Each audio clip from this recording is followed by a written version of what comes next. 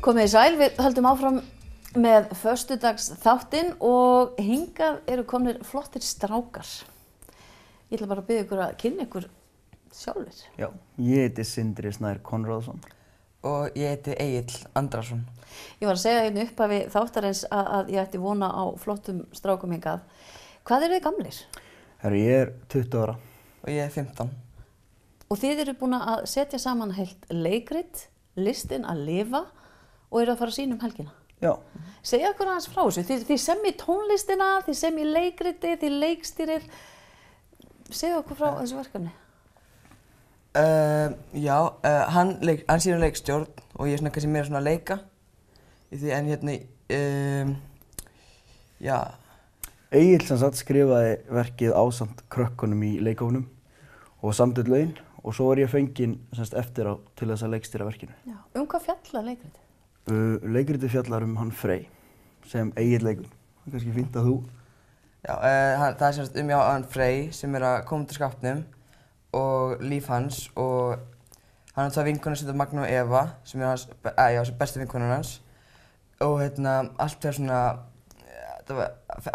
á eiginlega hausinn sko þegar mamma hans fær bréf frá bankanum sem segir að þeir verða rekið undir húsinu ef þið borga ekki skuldir innan við svona tímaramma og Freyr og vinkonur hans reyna að finna leið til að safna pening sjálf af því að mamma hans er ekki í vinnu og er atvinnulaus og getur ekkert séð það.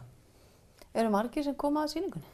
Já, það eru 20 manns sem koma allt í allt að sýningunni. Það eru 10 leikarar, og svo ég og svo tæknimenn og alls konar starfsmenn. Og allt krakkar á þessum aldri? Já, það er ég er nokkurn veginn elstur í þessum hópi og ekki nema 20 ára gamall. Ungur og... Hvernig verður þessi hópur til? Sko, leikhópurinn heitir Næsta leikrit og hann var til, stofnaður árið 2014. Við vorum sko öll bara krakkar í leiklistaskólanum í LA og það var sendt okkur bréf að taka þátt í svona uppsetningu og þessum var leiksýning á Húna. Við sigldum inn fjörðinn og sýndum alls staðar og svo ákváðum við bara að halda áfram. Og þá sýndum við sýningu í Rýminu vorið 2015 sem hét Ævintýri inni í skógi og þá fengum við 2 fleiri meðlimi og já, og síðan er þetta næsta verkefni. Já, þannig að þetta er ekki það fyrsta sem þið gerið? Nei. Og þið stefnið örugglega hærra? Eitthvað á döfinni? Ekki alveg núna, en kannski eftir á. En það er sýning helgina. Hvar er hún? Í samkomuhúsinu. Og mæti bara fólk að kaupa sér miða eða? Það er hægt að fara á tix.is og mag.is. Svo er einnig hægt að kaupa við hurð. Við mælum náttúrulega með því að fólk kaupi á annarkvort tix eða mag upp að fái pottet miða. Þú sem leikstjóri, hvernig er að leikstýra svona ungu, fersku fólki? Það er yndislegt. Þetta er rosalega krefjandi og gefandi á sama tíma. Þetta er fyrsta verkið sem ég leikstýri. Ég hef verið að leika mikið. Krakkarnir hafa kennt mér mjög margt. Vonandi hef ég kennt þeim eitthvað líka.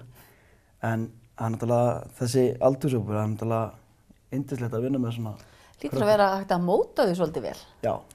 Svona í þau hlutverk sem þau taka að sér? Jú, algjörlega og það er bara glæsilegt sko. Þau eru rosalega fagmannleg og taka öllu, þau taka allt inn strax og vinna með það og gefa mér tilboð og þetta er rosalega þægilegt að leikstýra þeim. Og hvernig er að leikstýra í fyrsta sinn? Þetta er þetta erfitt verkefni? Já, þetta er miklu erfiðara en ég bjóst við en miklu skemmtilegra líka en ég bjóst við. Það er náttúrulega, maður hefur völdin sko og það er pínu skrítið. Pínu svona, ég er að læra inn á það að vera stundum leiðilegi gaurinn. Það er bara þegar ég þarf þess. En annars er þetta náttúrulega bara rosalega skemmtilegt.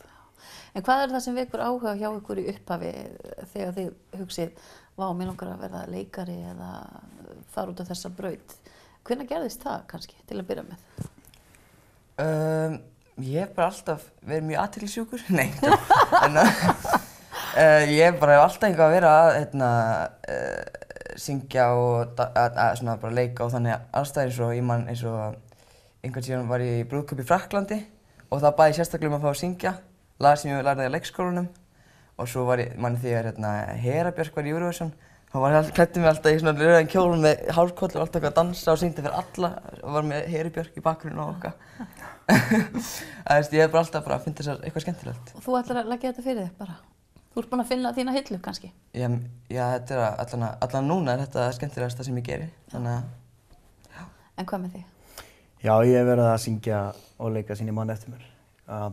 Byrjaði strax bara í grunnskóla. Ég tók þátt í öllum leikverkum sem bekkurinn sett upp og svo kveiknaði áhuginn svona almennilega á leiklist í 10. bekk í grunnskóla. Þá lék ég bæjarfógetann Bastian og þá allt í einu kveiknaði perinn og ég hugsaði að þetta er eitthvað sem ég vil gera til frambúðar. Draumurinn? Draumurinn, Loka takmarkið, hvað er það? Loka takmarkið er náttúrulega bara að ná sem lengst í leiklist og reyna líka eftir að ég fekk þennan vinkil að vera leikstjóri, eftir að ég kynntist þessum vinkli að vera leikstjóri þá er ég líka farin að pæla, ég læri eitthvað og ég vil kenna það, ég vil miðla minni reynslu. Þetta er yndislegt að geta gefið af sér. En hvað finnst ykkur? Ég spá í maður situr hérna á móti ykkur og mér finnst það bara að ég dái svo að ykkur. Vegna þess að það er oft talað ungt fólk í dag svo illa. Ekkert alltaf, en það er oft almennt, ungt fólk er bara upp í með tölvuna upp í herbergi, ekki gera neitt, engan metnað. Þið eru bara að sýna og sanna að það er bara alls ekki þannig. Mér finnst það bara rosalega pirrandi þegar það er þannig. Og það er líka, ég horfði á kynningu daginn og það sýndi að fyrir 60 árum þá var að segja nákvæmlega sama. Þannig að það er í raun ekkert nýtt. Tala meir það sem að krakkar og ungt fólk er að gera gott. En þessi sýning, hvað eru margar sýningar? Það eru 2 sýningar. Og við ætlum bara að massa þessar 2 sýningar. Það er semst núna 30. september og kl. 8 í Samkomuhúsinu, frumsýning og svo semst 8. október. Í byrjun var miðasalan pínu svona hæg af því að einmitt að fólk kannski bjóst ekki við miklu af því við vorum svo ung og ég held að segja að það var svona tvennt sem var að vinna mót okkur. Það bæði því við vorum svo ung og fólk hélt kannski að það var bara fullt af prumpubröndurum eða eitthvað og svo var þetta líka frumsamið. Þannig að fólk, bara sama. Þannig að en þetta er mjög, ég myndi segja að þetta eigi skilið að fá bara fullan sal í báðar sýningarnar. Algjörlega. Alveg saman á því. Og líka, það er náttúrulega rosalega erfitt að setja upp frumsami verk því að fólk er rosalega lengi að kveikja á perunni. Og ef fólk heyrir eitthvað sem það þekki, eins og bara, litla hryllingsbúðin eða eitthvað skilur, þá er svona, já, hörðu. Þetta er eitthvað sem fólk grípar að miklu fyrr. En nú hafið þið tækifæri til þess að tala við Norðlendinga. Já, eins og öll þessar klassísku leikrit voru einhvern tímann ný. Og þá... Þau eru öll frumsamin. Já. Þannig að þið hvetið bara alla að kíkja á. Já, algjörlega. Listin að lifa. Mæli með vegna þess að... Hver er listin að lifa? Listin að lifa er að vera maður sjálfur og þora að koma fram eins og maður er.